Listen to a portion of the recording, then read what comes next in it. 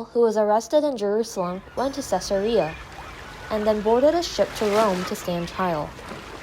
Aristarchus, a Thessalonian, accompanied Paul, and Julius the centurion was in charge of them. They arrived at a city called Myra to board a ship to Rome. There they met a ship that had departed from Alexandria and was headed for Rome. However, because they had a lot of luggage and the wind was blowing hard, the journey kept getting delayed. It was winter, and there were strong storms in the Mediterranean at that time. So most of the ships did not move. Only a few ships went on a dangerous voyage to make a big profit. Paul must have known about ships because of his job as a tent repairman. In addition, because of his experience on missionary trips, he knew how dangerous it was to cross the Mediterranean Sea during the season.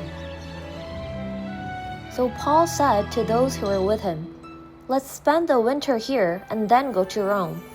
If we set out like this, we will suffer great loss, not only to the ship and many goods, but also to our lives."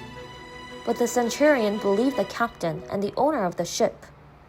The centurion thought that the captain and the owner of the ship, not Paul, knew the sea better. Not long after the ship set sail, a gentle south wind blew. The captain and the owner of the ship seemed to be right. But soon, problems began to arise. As Paul said, a storm began to rise. A very strong northeast wind called the Hurricane blew. The ship was swept away by the storm. The sailors began to abandon the ship's cargo, and for many days there was no sun or stars, and the people lost hope. Then Paul said to the people, "I wish you had listened to me from the beginning and not left. But God says, 'Do not be afraid, take heart. We will all arrive safely on an island.'" But the people still did not seem to listen to Paul's story. For more than 10 days, the ship drifted the Mediterranean Sea.